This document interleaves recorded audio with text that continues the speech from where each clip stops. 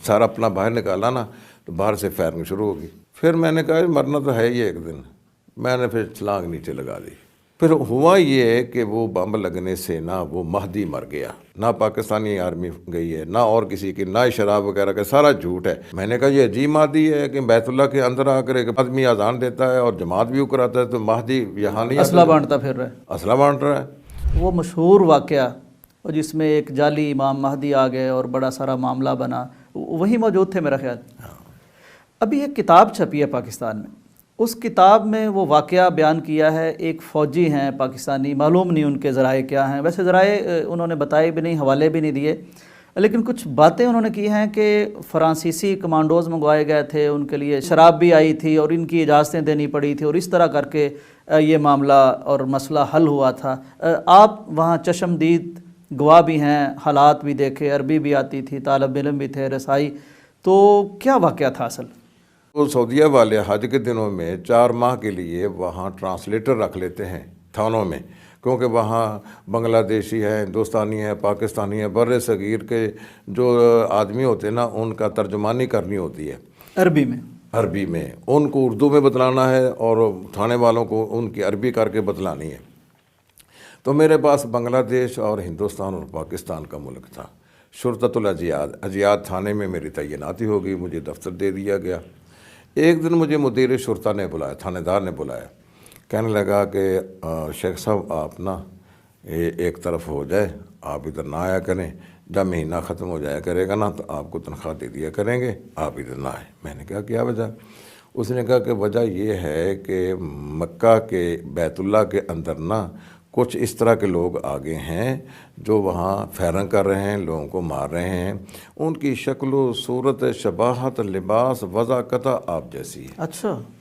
تو یہاں ہمیں اطلاع مل چکی ہے کہ چند گھنٹوں کے بعد مکہ پر فوج نے قبضہ کر لینا ہے.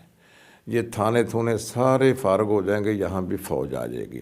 ہم تو آپ کو جانتے ہیں لیکن وہ تو آپ کو نہیں جانتے ہوں گے، تو وہ شعبے میں آپ کو پکڑ نہ لیں، آپ کو کوئی تکلیف پریشانی نہ ہو، پریشانی نہ، آپ چلے جائیں. میں نے کہا ٹھیک ہے. میں اس سے پہلے 18 ذوالحجہ کو مولانا صاحب کو اپنی اہلیہ کو واپس وطن بھیج چکا تھا. ٹھیک. یہ 18 ذوالحجہ کے 12 دن کے بعد 1 محرم سن 1400 میں یہ واقعہ ہوا ہے. تو میں جب واپس جا رہا تھا تو میں نے کہا دیکھوں تو صحیح کہ یہ کیا، کون ہے لوگ ادھر آئے ہیں. بیت اللہ کے دروازے بند ہیں سارے، اور انہوں نے صبح کی نماز کے بعد وہ اندر آئے ہیں، جنازوں کی شکل میں اسلحہ لے کر آئے ہیں. ٹھیک.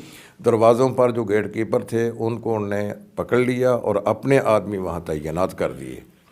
اس وقت کے جو امام اور خطیب تھے نا، شیخ محمد بن عبداللہ السبیل، فجر کی نماز کے بعد ان سے کہا کہ آپ اعلان کریں کہ مہدی آ گیا ہے، اس کی بیعت کرنی ہے، اگر کس کو شک شبہ ہو تو وہ ہم سے بات کرے. وہ تقریباً 10-15 منٹ کی مزاحمت کے بعد وہ تو ان سے نجات پا کر باہر نکل گئے. میں جب تقریباً 11 بجے کا ٹائم تھا، دروازے بند ہیں، تو ایک نیچے سے دروازہ تھا جہاں سے یہ مرمتی کا سامان لے کر گاڑیاں آتی تھیں نا، میں ادھر سے اندر آ گیا. ٹھیک. اندر آنے کے بعد جو میزاب رحمت کی طرف برآمدہ ہے نا، میں وہاں گیا تو وہاں دیکھا میں نے کہ وہ سفید پوش داڑھیوں والے وہ دعائیں کر رہے ہیں، دعائے قنوت، اور رو رہے ہیں. تو میں بھی ساتھ شامل ہو گیا. شامل ہونے کے بعد جب سلام پھیرا انہوں نے، تو انہوں نے مجھے کھجوریں پیش کی اور آب زمزم پیش کیا. تو میں نے کہا کہ تم امام مہدی کا دعویٰ کر کے آئے ہو، ابھی تک تو فلاں فلاں نشانی امام مہدی کی ابھی نہیں ہے. وہ جو نبی صلی اللہ علیہ وسلم نے بیان فرمائی تھی کہ 2 قومیں آپس میں لڑیں گی، پھر ان میں سے وہ عیسائی غالب آ جائیں گے، وہ اپنی صلیب کو بلند کریں گے، مسلمان اپنا جھنڈا بلند کریں گے، پھر تیسری قوم آ جائے گی، ان سے لڑے گی. ابھی تک تو وہ واقعات نہیں ہوئے ہیں، تو اس دوران مہدی نے آنا ہے. تو یہ کیا ہے؟ مجھے کہنے لگے کہ آپ نا اندر چل جائیں. تو وہاں میزاب رحمت کے پاس وہاں آپ کو ایک اردو بولنے والا آدمی مل جائے گا، آپ اس سے بات کریں. میں جب وہاں گیا تو جو حتیم ہے نا، حتیم کی دیوار پر وہ بیٹھا ہوا تھا. اس نے نیلے رنگ کا سوٹ پہن رکھا تھا اور میگزین ایک ادھر کراس کر رہا تھا، ایک ادھر سے میگزین، 2 پسٹل اس کے دائیں بائیں تو وہ اب لوگوں کو کہہ رہا تھا کہ اب پاسپورٹ کی ضرورت نہیں پڑے گی، ویزے کی ضرورت نہیں پڑے گی، اوپن آنا جانا ہوگا، اب یہ پابندیاں ختم ہیں۔ چند دن کے بعد مہدی کامیاب ہو کر باہر نکلے گا، اب کھلا اجازت ہوگی آنے جانے کی۔ میں نے ان سے کہا کہ مجھے یہ اعتراض ہے، آپ اس کا مجھے جواب دیں۔ ٹھیک، وہ مجھے کہنے لگا کہ آپ جائیں مکبری، جہاں اذان دی جاتی ہے نا، وہاں محمد بن عبداللہ المہدی وہاں ہے، آپ جو ان ان کا سے سرگنا تھا، سرگنا جس کو مہدی بنا کر لائے، سرگنا اور تھا، سرگنا تھا جو ہے ماسٹر مائنڈ اور تھا، ہاں وہ جو ہے یہ سب اس کے مطلب کہ ہاں اس کو انہوں نے استعمال کیا تھا۔ استعمال کیا ہے۔ میں جب وہاں گیا تو وہاں کے حارث نے کہا کہ آپ نے کدھر جانا ہے؟ میں نے کہا میں نے اس سے ملنا ہے۔ وہ مجھے کہنے لگا کہ وہ تو اسلحہ تقسیم کرنے کے لیے میناروں پر چڑھا ہوا ہے نا، تو آپ ذرا ٹھہر کے آ جائیں۔ میں وہیں لیٹ گیا، ظہر کی اذان ہوئی، جماعت بھی اس نے کرائی۔ میں نے کہا یہ عجیب مہدی ہے کہ بیت اللہ کے اندر آ کر ایک آدمی اذان دیتا ہے اور جماعت بھی کراتا ہے، تو مہدی یہاں نہیں اسلحہ بانٹتا پھر رہا ہے۔ اسلحہ بانٹ رہا ہے۔ پھر میں نے اس کو پوچھا بھی آیا نہیں؟ کہتا بھی نہیں آیا۔ عصر کی اذان بھی اسی طرح ہوئی، جماعت بھی کرے، کیوں نہیں آیا؟ تو اس طرح وہ میں نے 3 نمازیں وہاں پڑھی ہیں، ظہر کی، عصر کی، مغرب کی، تو کوئی نہیں آیا۔ تو پھر میں نے کہا کہ اب بھوک لگی ہوئی ہے، باہر جائیں، روٹی ٹٹی کھا کے پھر آ جائیں گے اندر۔ میں جب باہر نکلنے کے لیے ادھر صفا مروہ کی طرف گیا نا، ایک ماسٹر رحمت اللہ جو ٹھینگ موڑ کا رہنے والا تھا، ان سے میری ملاقات ہوئی۔ تو میں نے کہا کہ آپ کیا پروگرام ہے آپ کا؟ کہنے ہم باہر چلیں، ہم دروازے کی طرف سے چلتے۔ میں نے کہا دروازے کے پاس سے نہیں جانا ہے، ہم کو اور رستہ تلاش کریں۔ یہ جو ایئر کولر ہوتے ہیں نا، ایک ایئر کولر مروہ کی سائڈ پر خراب ہوا تھا، اس کو نیچے رکھا تھا، اور اس کا جو اوپر کھڈا تھا نا وہ خالی تھا، خلا تھا۔ میں اس ایئر کولر پر چڑھ کر نا اس کھڈے کے اندر سے باہر چھلانگ لگانے کے لیے جب سارا اپنا باہر نکالا نا، تو باہر سے فائرنگ شروع ہو گئی۔ میں پھر واپس آ گیا، میں نے کہا کہ باہر تو فائرنگ ہو رہی ہے۔ پھر میں نے کہا مرنا تو ہے ہی ایک دن، میں نے پھر چھلانگ نیچے لگا دی۔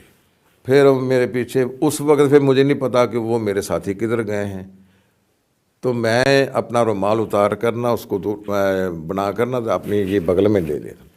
تو وہ ایک عربی کہنے لگا شوف عندہ مسدس، دیکھو اس کے پاس پستول ہے۔ تو میں نے اس رومال کو جھاڑ دیا۔ میں نے کہا تو کیا کہتا ہے؟ وہ کہنے لگا انا امزح، میں مذاق کر رہا ہوں۔ یہ مذاق کا موقع تو نہیں تھا۔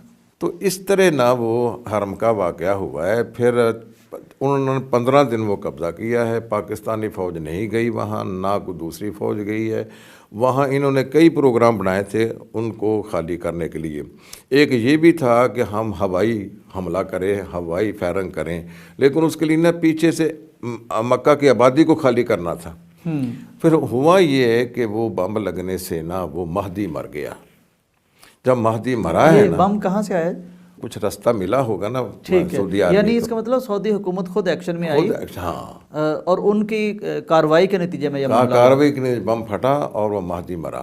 جب وہ مہدی مرا ہے نا، تو پھر ان کے ساتھی سمجھ گیا کہ یہ مہدی نہیں تھا، جھوٹا تھا۔ اگر یہ ان پہ ہتھیار ڈال دیے، جو صحیح تندرست حالت میں اسلحے کے سمیت گرفتار ہوئے تھے وہ 52 آدمی، ان کو مختلف شہروں میں تقسیم کر دیا، 2 مکہ میں، 2 مدینہ میں، 2 طائف میں، 2 جدے میں، 2 اس طرح مختلف شہروں میں ان کے سر قلم کر دیے گئے تھے، اور باقیوں کے ساتھ انہوں نے جو برتاؤ کرنا تھا وہ کیا ہے۔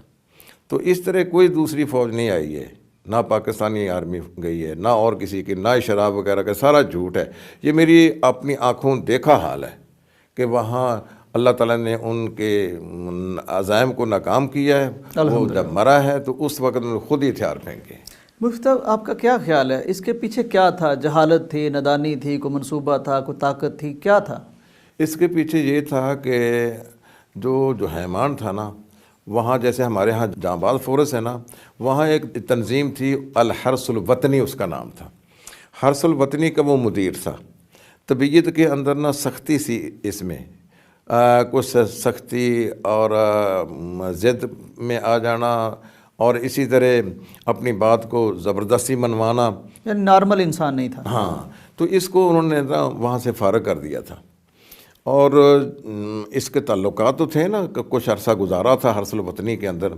جتنا بھی اسلحہ استعمال ہوا ہے جو وہ حرس الوطنی کا استعمال ہوا ہے، انہوں نے پھر پہاڑوں میں نکل گئے ہیں باہر، وہاں جا کے ٹریننگ شروع کی ہے، ٹریننگ دی اپنے ساتھیوں کو، لوگوں کو، اور پھر خواب لوگوں کو آئے ہیں کہ ہم مہدی کا ظہور ہو چکا ہے. یہ آدمی تھا جس کا ہمیں خواب میں نظر آیا. خوابوں کو پر بنیاد رکھ کر انہوں نے اس مہدی کو سامنے لا کر یہ کام کیا ہے. اور اس کے پیچھے وہ تھا جو حیمان، جو مدیر تھا حرس یعنی البطنی اس کا ذاتی مفاد تھا، ایک انتقام تھا اور انا تھا. اور پھر ان میں یہ سختی بھی تھی کہ وہ کہتے ہیں کہ یہ جو بے پردہ عورتیں ہیں یا جدے کے اندر فلمیں چل رہی ہیں یہ نہیں ہونی چاہیے، نوٹوں پر جو تصویریں چھپتی ہیں یہ نہیں ہونی چاہیے. وہ اس طرح کی وہ خفیہ طور پر لٹریچر حکومت کے خلاف پھیلا رہے تھے اور اپنے ساتھیوں کو مسلح ٹریننگ بھی دے رہے تھے. تو یہ وہ واقعات بنے ہیں. کوئی باہر کی تنظیم نہیں تھی، کسی نے ایسا نہیں کیا ہے. وہی ایک آدمی تھا ماسٹر مائنڈ، اور اس نے ہی یہ سارا کام کیا ہے.